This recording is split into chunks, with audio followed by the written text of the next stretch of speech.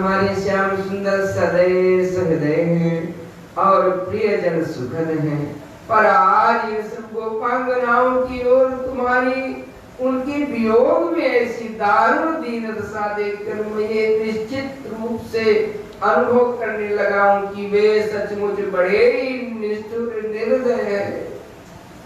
राधे, तुम उन कपटी निर्मोही बंधु का स्मरण करके क्यों इतनी दुखी हो रही हो? श्री राधा को उद्धव के इन सहानुभूतिपूर्ण वचनों में भी प्रियतम की निंदा सुनना सहन नहीं हुआ। बाबूजी कहते हैं, और वे उन्हें रो रो कर बीच में ही बोल उठी, उद्धव ऐसा मत कहो, वे मेरे प्राणनाथ कदापि निष्ठुर निर्दयी नहीं, वे बड़े ही सदैव सहृदय, मैं जानती हूँ उद्धव, उनका हृदय अत्यंत कोमल है। अभी वे मेरी स्मृति से पता नहीं कितने कैसे व्याकुल हो रहे होंगे। उद्धव, वे बिना ही रूप गुण देखे सदा मुझ पर मुग्ध रहते हैं। सच तो यह है उद्धव कि मैं ही अभागिनी हूँ। उद्धव, मैं उन प्राणनाथ प्रियतम को कैसे भूल जाऊं भला? उनकी मधुर मधुर स्मृति ही तो मेरा जीवन है, मेरा अस्तित्व है उद्धव। इस राधा के रूप में केवल उनकी स्मृति ही तो बची है। क्षण भर की भी उनकी विस्मृति का अर्थ है राधा का मरण, राधा के अस्तित्व का अभाव। विसारूं कैसे श्याम सुजान, एकमात्र स्मृति ही है, स्मृति ही जीवन प्राण। विसारूं कैसे श्याम सुजान। पदरत्नाकर से, उद्धव, मैं उन सुजान श्याम सुंदर को कैसे भूल जाऊंगा? एकमात्र उनकी वह स्मृति ही मेरी आत्मा है, वह स्मृति ही मेरा जीवन प्राण है। प्रीतम की एक अनन्य अखंड स्मृति नित्य निरंतर मन में बनी रहती है। उनके अतिरिक्त अन्य सभी प्राणी पदार्थ परिस्थिति का मन से विसर्जन हो गया। उद्धव, उनका वह नित्य नूतन सौंदर्य, नित्य नव माधुर्य, नित्य नया नया रूप का विकास, नित्य नया प्रेम, नित्य नूतन प्रेम का गौरव, नित्य नूतन स्नेह और नित्य नवीन भाव रात दिन मेरे मन में स्मृति रूप से सुशोभित है। उद्धव, उनके नित्य नवीन संगम की स्मृति में मेरे हृदय में नित्य निरंतर विराजित रहती। उनकी वह गुण गरिमा महिमा, उनके द्वारा मिला हुआ सौभाग्य सुख, उनकी वह रस बरसाती मधुर मुस्कान मेरे मान करने पर आतुर होकर मनाने की मधुर चेष्टा, उनकी सुधा मधुर रस की घान वाणी, उनकी वे अरुण चरण कमल, उनका मनोहर मुखमंडल, मधुमय रूप और उनका वह केशों का रूप श्रृंगार, वे बाकी भव है।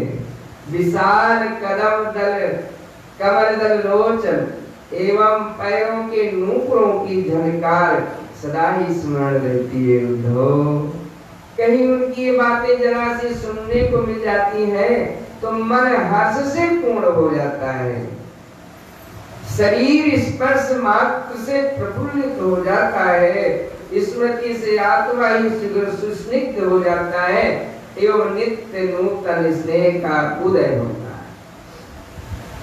सैकड़ों करोड़ों करोड़ों कामदेव जिनकी तुलना में आते लजाते हैं, ब्रह्मा शिव और सरकार जिनके गुणों का पार नहीं पाते, उस रूप राशि की एक बार स्वप्न में भी जिसको झांकी दिख गई, वही सारे आगे तक को भूल कर विवत होकर अपना सर्वस्व समर्पण करने को बाध्य हो गया।